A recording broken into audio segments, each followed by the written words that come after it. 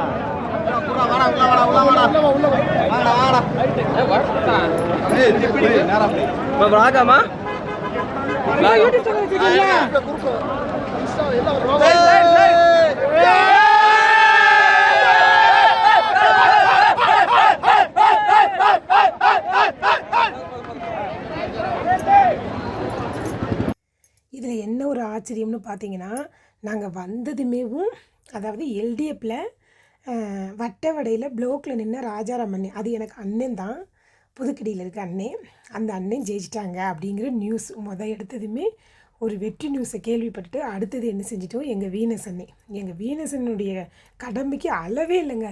அங்கே வந்தால் காந்தி சிலை, காந்தி சிலையில் வந்து அண்ணன் வந்து பார்த்திங்கன்னா சிலையெல்லாம் அந்த பழைய மாலை தோரணம் கெட்டியிருந்தது எல்லாமே க்ளீன் பண்ணி அந்த இடத்த வந்து சுத்தமாக வச்சுக்கலாம்.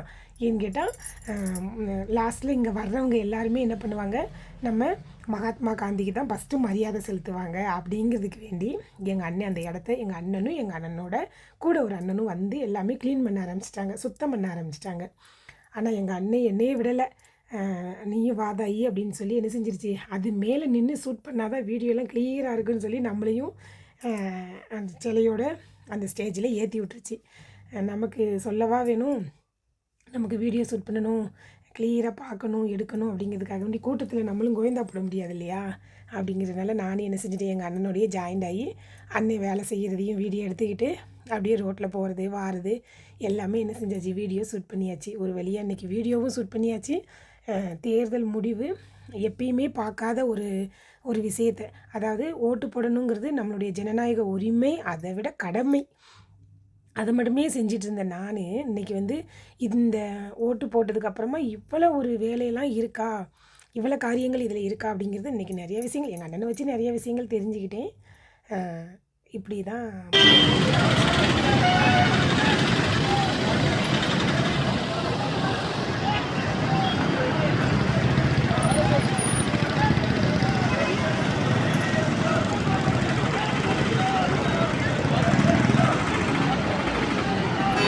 யார் யாருக்கெல்லாம் தேர்தலோட எலெக்ஷனில் அனுபவங்கள் இருக்குது அப்படிங்கிறத நான் சொல்லுங்கள்.